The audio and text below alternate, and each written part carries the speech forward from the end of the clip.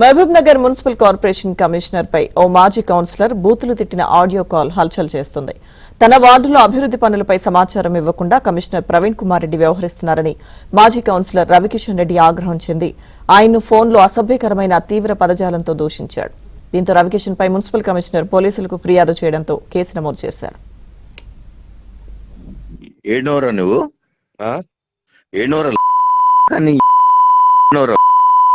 ఏం మాట్లాడుతున్నావు? నువ్వు ఏం మాట్లాడుతున్నావు? రవికిషన్ రెడ్డి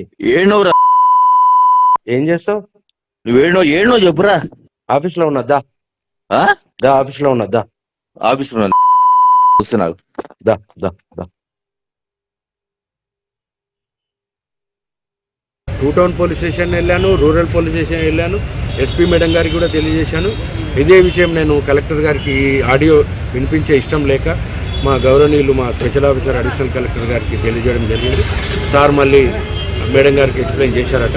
నేను గౌరవనీయులు పెద్దలు మన మహబూబ్నగర్ స్థానిక ఎమ్మెల్యే గారికి ఢిల్లీలో ఉన్నా కూడా నేను ఆడియో పంపించడం జరిగింది. ఖచ్చితంగా ఎందుకంటే రాబోయే రోజులలో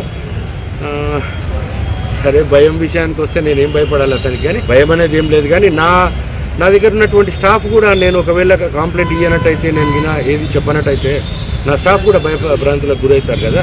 రేపు ప్రతి ఒక్కరు కొంతమంది అనవసరమైన కొన్ని విషయాలలో కూడా నా స్టాఫ్ను బెదిరించడం జరుగుతుంది. కనుక నేను 100% స్టాండర్డ్గా ఉన్నాను. అంతటా అతని మీద కేసు బుక్ కావాలా, ఖచ్చితంగా ఎస్పీ గారు అతని మీద కేసు బుక్ చేయాలా, అతని మీద చట్టపరమైన న్యాయపరమైన చర్యలు తీసుకోవాలని కోరుతున్నాను.